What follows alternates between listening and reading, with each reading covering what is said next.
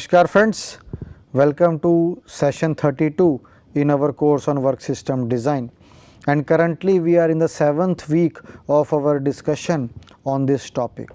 This is an important topic from the point of view of understanding that how we can improve the current method of doing the work.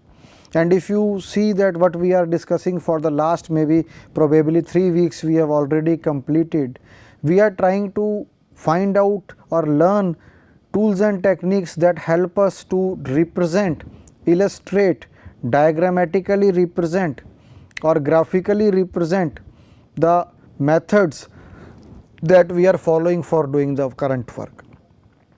If you remember the cases that we have taken, a nurse is serving food to all the patients in the ward. That example I think we have taken in 2-3 different sessions.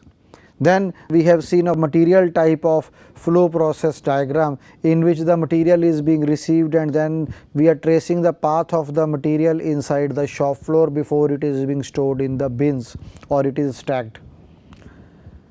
So we are trying to see that when the work is being done, it is being done in a particular manner. That manner may not be the best manner for doing that work.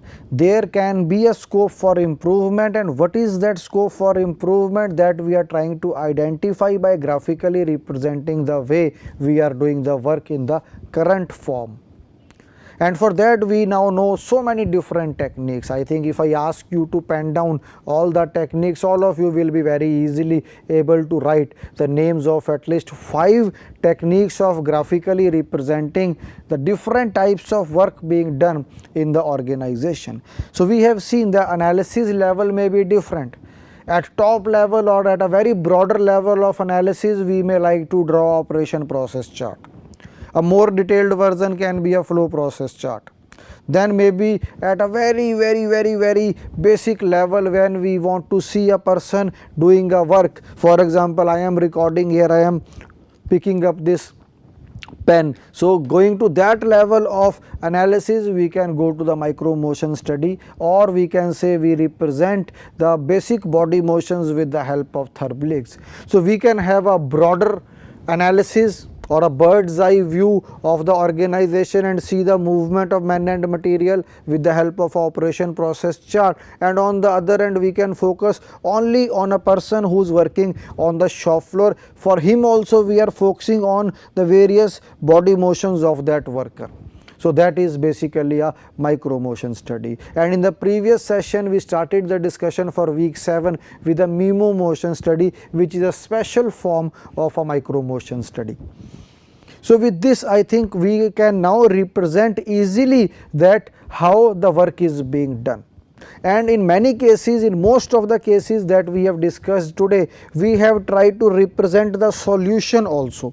We have shown that, for example, a flow process chart, this is the current method, or the flow process chart depicting the current method, and side by side only we have shown that how the method was improved. How we have not shown, but we have assumed that there can be a better method, and the better method also has been shown. So the transition from the current method to the better method, that is in between, that critical examination of the current method using the questioning technique, that we have not seen as yet, and that we are going to see in the next session of critical examination technique or the questioning technique for developing a better method.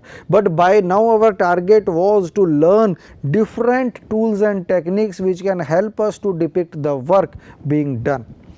And in that line only, in that sequence only, in that series only, the last session today that we are going to discuss regarding these techniques is the cycle graph and the chronocycle graph. We will try to see that how the cycle graph and chronocycle graph is different from the micro motion study and the memo motion study, and how we depict the work being done by the operator. As I have already highlighted, the learners must not get confused that there are so many techniques of depicting the work, which one has to be applied where. So that depends upon the type of analysis that we want to do. Now depending upon the type of analysis, we will have a specific technique that we can employ, and for each specific technique there is going to be a specific application area, that this technique can be applied for this particular application area. To be fair, I must say that string diagrams which we have seen can be employed for redesigning our layout. So when we have to change the layout, when we have to reduce the movement of men and materials in a particular shop floor, or when we have to reduce the lot of congestion or backtracking movement in the shop floor, we will follow the string diagram. String diagram will help us to identify the routes which are congested, where there is lot of movement of man and material, where there is unnecessary movement of man and material, and it will help us to relocate the facilities on the shop floor for minimizing the congestion, for improving the way the man and material are moving, to reduce the transportation of man and material in the shop floor. So the string diagram has got its own applications. Similarly, when we want to analyze, we want to economize the body motions of a worker, we may refer to a CMO chart. We may film the whole operation, then we may try to identify the various thermalics, and then with the help of the thermalics and the time recorded, with the help of a timing device, we can prepare a CMO chart. So depending upon a specific application, we will select the specific method that we have learnt, and all these methods have got their application areas. And in the same line, only cycle graph and chronocycle graph also have got their specific application areas. So what are the cycle graph and chronocycle graph? That is the object of our discussion today, or the objective with which we are discussing the topic of work system design. Now what is the need of a cycle graph and a chronocycle graph? These are the photographic techniques for the study of path of movements of an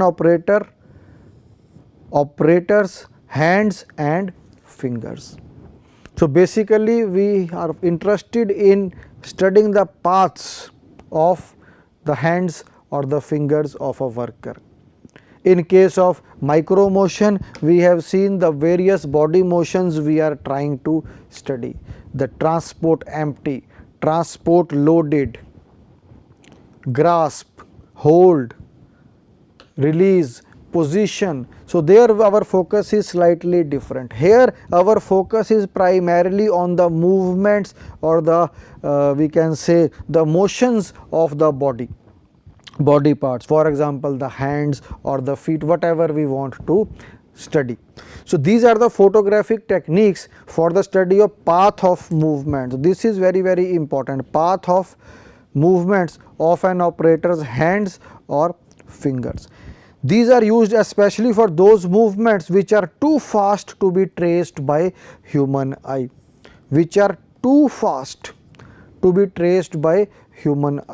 So with human eye we may not be able to trace these movements or to identify these movements. In that case we will try to trace them with the help of instruments, with the help of photographic techniques. Now this is an example of a cycle graph which is showing a continuous movement of hand, and this is showing a chronocycle graph, and the direction also is mentioned here. This direction is very, very important, and we will see this direction, why this directionality is, we are able to achieve this direction also, or depiction of the direction also, in case of a chronocycle graph. So both are different, but both depict the path of movement of the human hands or fingers. So need of a cycle graph and chronocycle graph. These techniques were developed by Gilbreth. Both techniques record the motion path of an operator. These techniques require the filming equipment. So basically we have seen that the path of movement of a person, or the not the person, but maybe that can also be one of the special cases of chronocyclograph or cyclograph, but majorly we try to trace the path of movements of the hands or the fingers. Why do we need to do this? We need to do this to economize the human effort. There may be some wrong movements or some clumsy movements, or sometimes the worker is getting confused every time when he or she is performing the work. So those clumsy movements can be traced, and the worker can be trained to avoid those clumsy movements of the hands or the feet. So that is one of the outputs or one of the requirements for which we go for a cyclograph or a chronocyclograph. Now let us first see cyclograph, that what is a cyclograph, and then we will go to the chronocyclograph and try to differentiate between the two. But the major objective of both is to trace to trace the paths of movement of the human limbs, especially the hands or the fingers. The technique was first used in 1890 by Marley to study the movements of athletes, and later developed by Gilbreth in the study of work. So maybe for example, especially in case of cricket, we have a problem of chucking. So the trace maybe we can put a bulb or a sensor on the hand and try to trace the movement of the bowler who is trying to deliver the ball, and that path of movement can be observed a number of times. A number of readings can be taken, and a decision can be taken whether the bowler is actually chucking or he is not chucking.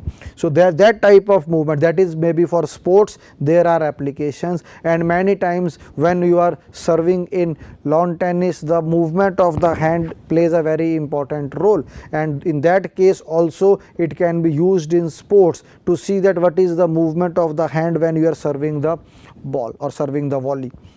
In that case also athletes can use it to improve their actions or improve their body motions in order to improve their efficiency or in order to improve their performance. If you take an example of a discus thrower or a shot putter, they also have a body motion of hand, coordinated body motions of feet, hand, torso and the shoulder. So that in that case also they can try to economize their body movements in such a way that their performance is enhanced. In that case also it was started in 1890 by Marley to study the movements of athletes, and later for the workers who are performing various operations on the shop floor or in the factory, Gilbreth has used it for motion and time study.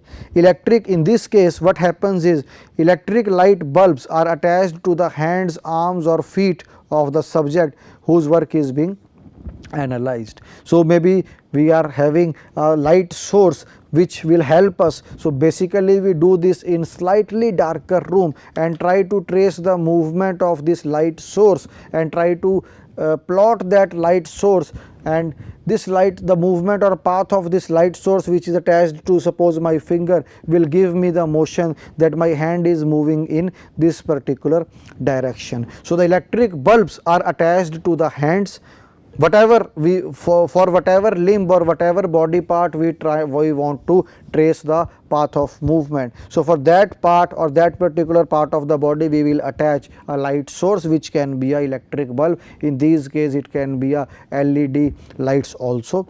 So the electric, and if you can see that maybe this can be from the performance or entertainment point of view, we have some dancers who attach all these lights to the different body parts, and then in the dark they perform the various choreographic movements. Though those can be maybe one example of this cyclograph or chronocyclograph. So if the hand is moving very fast, we will see a different type of pattern, and if the hand is moving very slow, we will see a different type of pattern when the light source is attached to our hand. But from application point of view, our target is to economize these movements, to reduce the clumsy movements, to maybe reduce the unnecessary movements of the human body when we are performing a work on a shop floor or when we are performing a particular operation. So, electric bulbs are attached to the hands, arms or feet of the subject whose work is being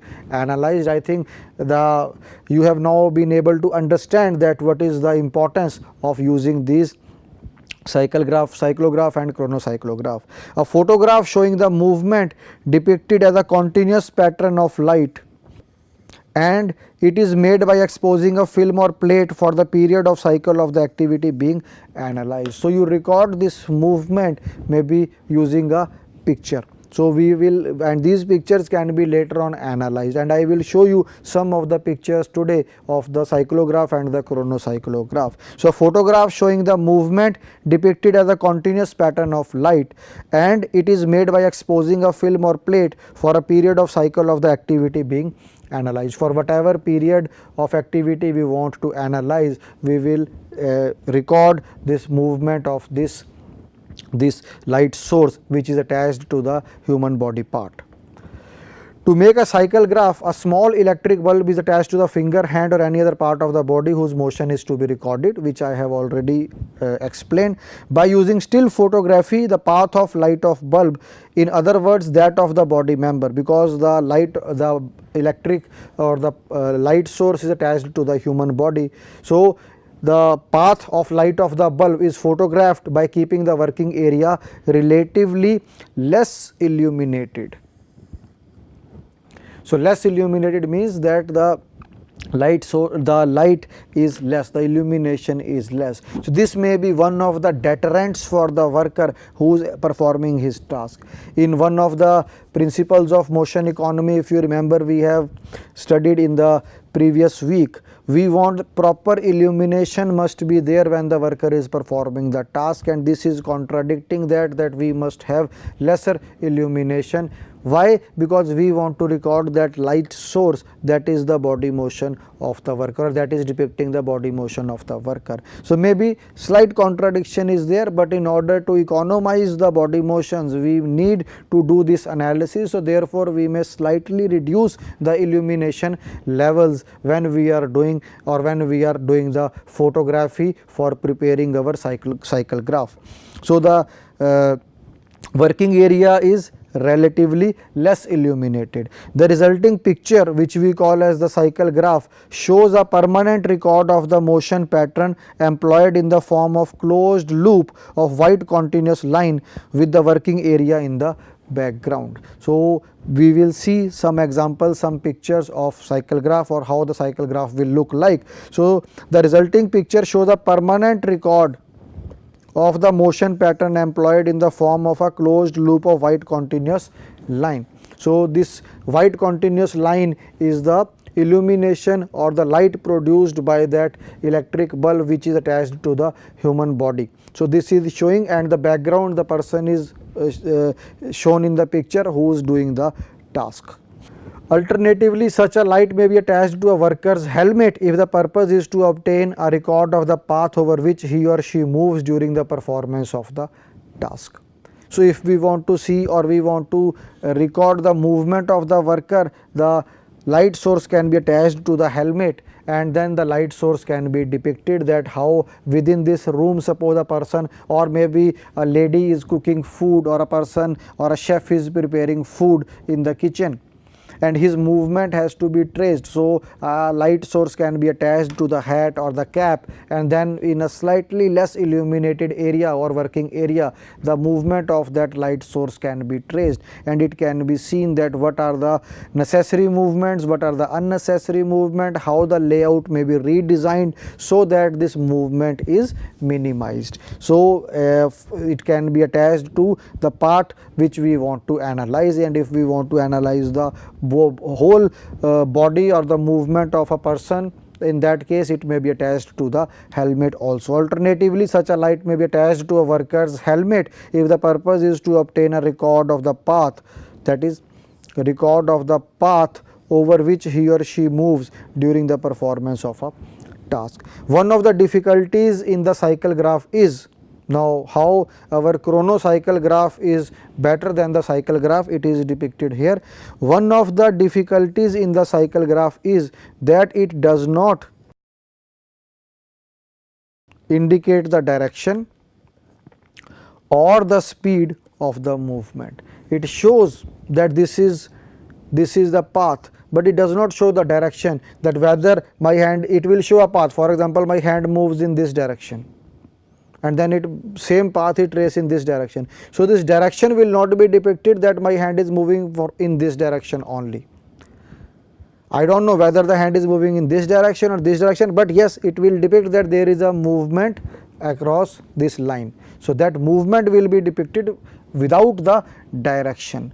Moreover, the speed, I am moving like this or I am moving like this, the speed also will not be depicted by the cyclograph, but this facility is there in case of a chronocyclograph. So, the direction is not possible using cyclograph, and the speed also is not possible using the cyclograph.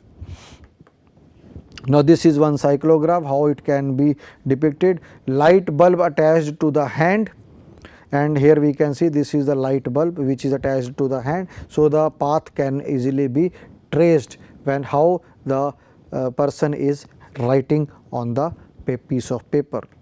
Now, what can be the applications of cyclograph? Now, all of you have become experts now in method study. You can very easily see that if we are able to trace the paths of movement of the human hand, we can very easily, if I show you some of the pictures which are depicting the light source or the movements of the light source or the movement of the human body part, you will say that there is so much of clumsy movements here. It means the person is confused that how to perform the task accurately. There may be the task is being done in a haphazard manner or maybe in a clumsy manner. So, we can find out the areas for improvement. So, we can see, we can also identify that the work has to be done here. There are 3 movements which are just outside the working area. So, we can think, we can analyze that why this movement is there. This has nothing to do with the assembly operation which the person is supposed to do.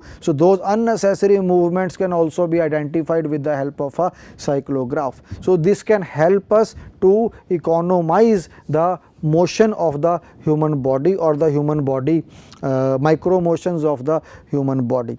So, improving the motion pattern, that is one advantage, that we can find out the best sequence of body motions or the hand motions which can help us to achieve the target of doing the work in the most appropriate manner, most optimal manner, most economical manner, most safe manner, most effective manner, more efficient manner.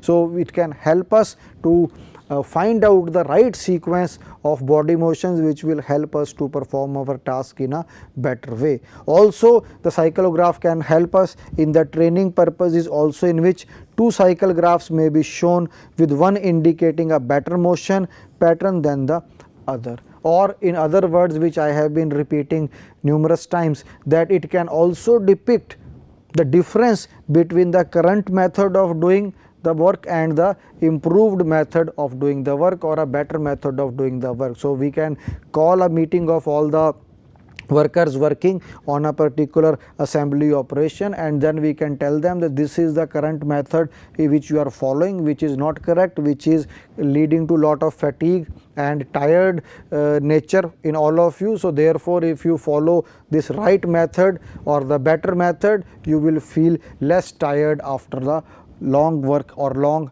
shift of 8 hours. So, they can then follow the better method for doing their work by adopting the right sequence of body motions. Now, let us quickly move towards the chronocyclograph.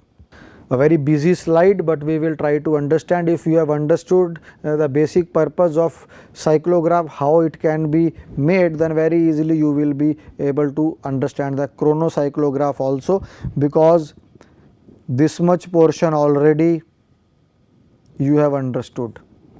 Only thing is the chrono part, and chrono, if you can understand the literal meaning of chrono, it is related to time. And now how time has been incorporated into the cyclograph, that we will try to understand now. And what are the two limitations of the cyclograph, that we have already seen. What are these two limitations? That the cyclograph is not able to depict the direction of movement of the human limb or the hand or the finger. So direction is one limitation of the cyclograph, or the direction of movement is one limitation of the cyclograph, and similarly it is not able to show the speed at which the limb is moving or the hand is moving. So both these things can be achieved using the chronocyclograph. Now let us see the chronocyclograph. The chronocyclograph is a special form of cyclograph in which the light source is suitably interrupted, so that the path appears as a series of pear-shaped dots, the pointed end indicating the direction of the movement and the spacing indicating the speed of the movement.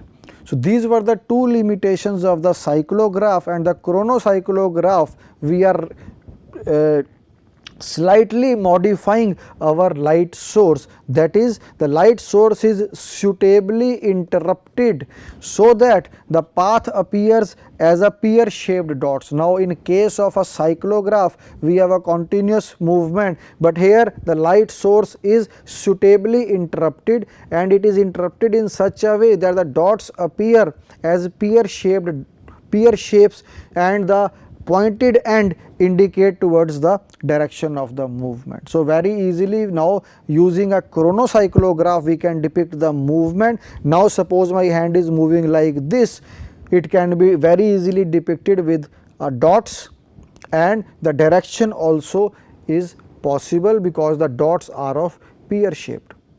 Moreover, the spacing between the dots will also help us to correlate the speed of body motion also, the speed of the human body motion also, speed of the hand also. If it is very fast, the dots will appear very at a, we can say at a large distance, and if it is very slow we will have dots accordingly adjusted. So we will see that how the difference of the dots will depict the speed of the human body limb or the human body or the hand or the finger, whatever, wherever the light source is attached. So we can very easily understand that with the help of a chronocyclograph, by adjusting the light source or by suitably interrupted light source, we can very easily depict the direction as well as the speed of the human limb or the body motion.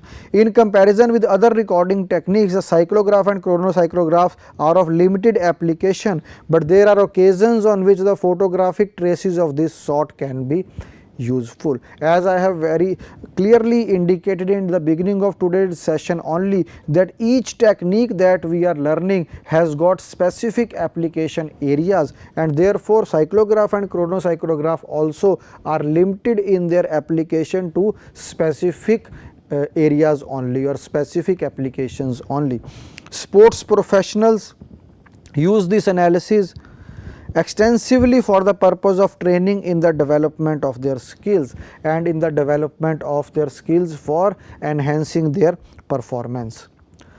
How it works, very quickly we can see. A flash bulb is attached to the object, which the path has to be traced out and analyzed, and a camera is used to record the traces in the long exposure. And here you can see the white lines are there, these are the traces of the movement recorded by the camera, and we have this light source attached to the fingers. So the LED light source is attached to the finger, and this is recorded with the help of a camera.